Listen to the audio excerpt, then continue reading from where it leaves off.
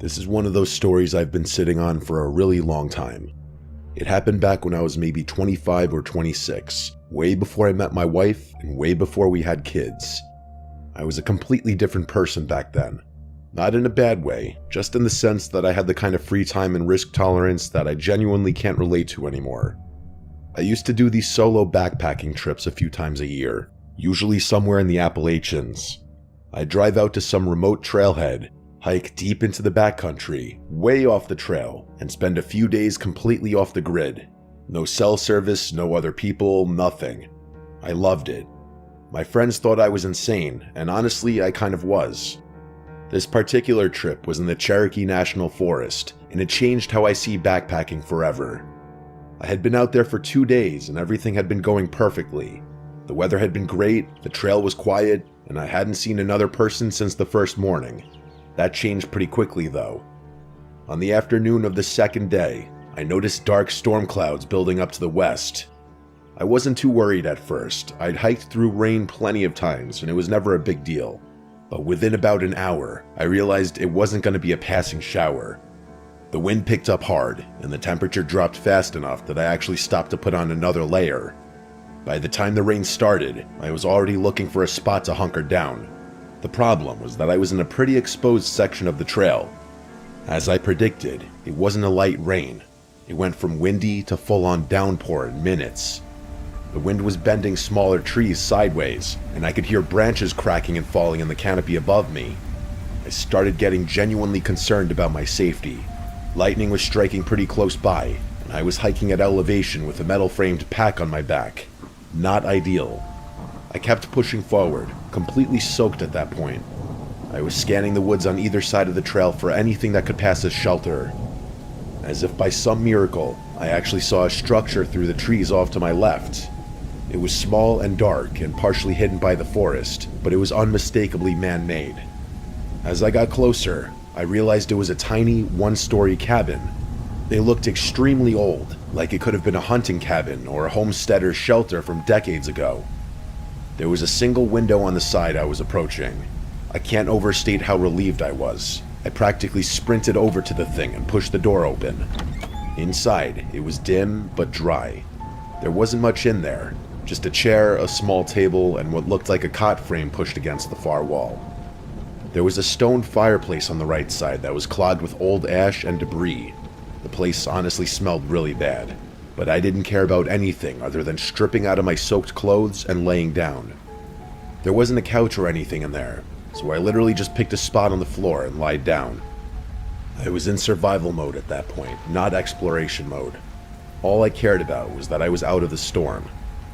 It wasn't until I'd been inside for maybe 10 or 15 minutes that I started actually looking around. With the storm raging outside, there wasn't much else to do besides flick on a flashlight and snoop, so that's exactly what I did. There was more stuff in that cabin than I had initially realized. For starters, there was a sleeping bag rolled up in the corner near the cot frame. It didn't look ancient like the rest of the place, which confused me. There were also a couple of cans and water jugs on the table, which made me think someone had been using the place as a base camp of sorts. Maybe another backpacker or a hunter.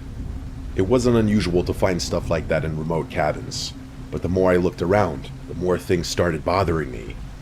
There were marks on the wall near the door. At first I thought they were just damage from age or weather, but when I got closer to inspect them, I could see they were scratches. There were dozens of them, some shallow and some deeper. There was no pattern or order to the marks, at least not one I could see. I stepped back and looked at the door itself. The handle was a simple latch, which wasn't unusual. Despite the storm, I opened the door just to get a look at the mechanism. There was a metal bracket on the outside of the frame, which looked like it was designed to hold a padlock. The bracket was on the outside. There was no corresponding latch on the inside. That meant the door could only be locked from the outside. Things only got stranger. I shut the door and started looking around the cabin. The only thing I hadn't checked out yet was the window, so I walked over to it. The glass was still perfectly intact, which surprised me given the apparent age of the place. But then I noticed why. There were screws drilled into the window frame, one in each corner securing it shut. Those had also been driven in from outside, and around the edges of the frame on the inside, there were more scratches. deep ones. These were unmistakable. They honestly looked like someone had tried to pry the window open with their bare hands. All of it hit me at once. Someone had been kept in this cabin, trapped, as in kept against their will. I should have left right then, and I did consider that, but there was a good part of me that felt like whatever had gone on in that cabin was well in the past. Everything in the cabin looked really old. Even the sleeping bag, which did look on the newer side, admittedly, was rigid and dusty. Plus, the last thing I wanted to do was go back out in that storm again, so I stayed. I'm not sure how much time passed, maybe an hour, maybe more. The storm wasn't letting up at all. If anything, it had gotten worse. The rain on the roof was so loud that it was hard to hear much of anything else. That's probably why it took me so long to notice the other sound. I picked up on the scratching or scraping noises from outside, somewhere along the left wall of the cabin. At first, I thought it was a branch, but I couldn't remember if there had been branches low enough to even touch the exterior of the cabin. As I was thinking about it, I heard two heavy thumps on the porch. They honestly didn't sound like storm sounds. This time I stood up. I did that thing where you freeze in place and try to focus by staring at a random spot on the wall.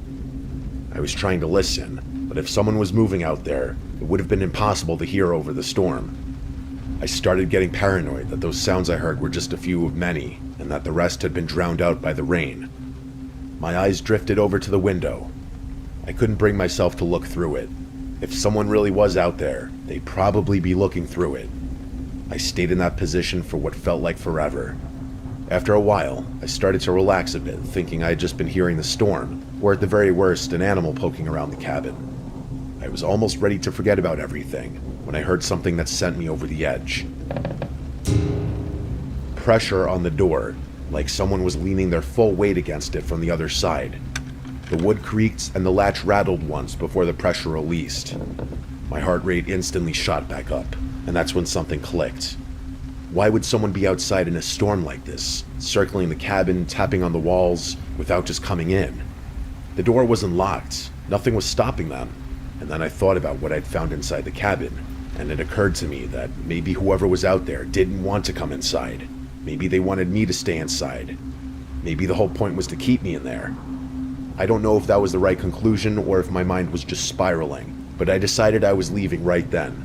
I didn't care about the storm. I started moving things into my backpack as fast as I could. I had this sickening feeling that something really bad was about to happen, and I was right. The next few moments were a blur.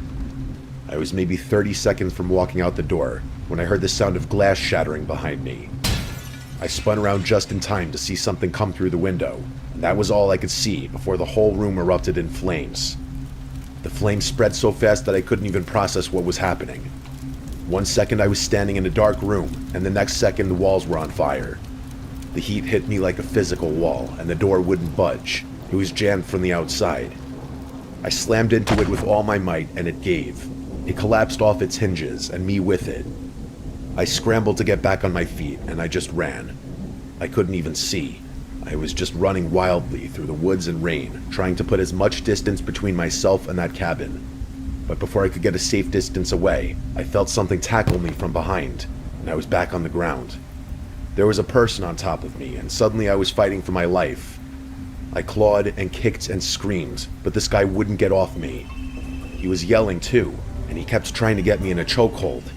He was gouging at my eyes and pulling my hair, and I started to feel dizzy, but I managed to push him off. I got back up and kept running, and whoever had just tried to kill me was screaming like a maniac. I looked back twice. I couldn't see my attacker, but I did see the cabin, which was fully engulfed in flames. I think the picture of that fireball is burned into my brain forever. The second time I looked back, the glow was smaller but still visible through the woods, but I just kept running. For all I knew, I was being chased. I didn't stop until my legs gave out. I found a spot where a couple of large trees had fallen against each other, and there was a narrow gap underneath that blocked most of the rain. I crawled under there and just collapsed. I couldn't feel my body. I don't know if it was the fire, the rain, or the attack. Maybe all three, but I was completely numb. All I did was sit in that crouched position and try to keep breathing. I don't know how many hours passed under those trees, but time lost all meaning. Eventually, I felt some feelings start to re-enter my body, and I told myself it was move or die. Whoever was out there was probably looking for me, and he couldn't have been that far away. So I got up and started moving through the woods. I didn't know where the trail was, but I didn't really care. I honestly can't tell you how I survived that night, but I did. I stumbled onto a random trail and just followed it. I was soaked and probably bleeding from multiple places, but I just kept trudging on. Eventually, the rain subsided a bit, at least enough for me to figure out where I was. I made it to some random trailhead, and by that point, the storm had passed. I don't remember too much after that. All I remember is that the first person I saw drove me to a hospital. I had second-degree burns on my left forearm and the back of my neck, and doctors told me I was lucky I hadn't inhaled more smoke than I did. None of it was permanent, but it hurt like hell for a long time afterwards. By the time I was healed and safe at home, I told myself I would never camp or hike alone again. Someone had intentionally set that cabin on fire to kill me. That's the only thing that makes any sense.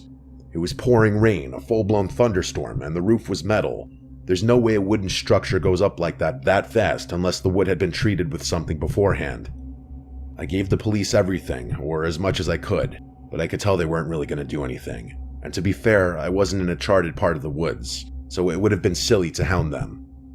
The only thing I don't understand is the timing of everything. My wife would probably tell you I stopped doing solo trips because I grew up and got more responsible, and she's not entirely wrong, but I honestly never told her about this incident. And I know I'll never go backcountry trekking again alone.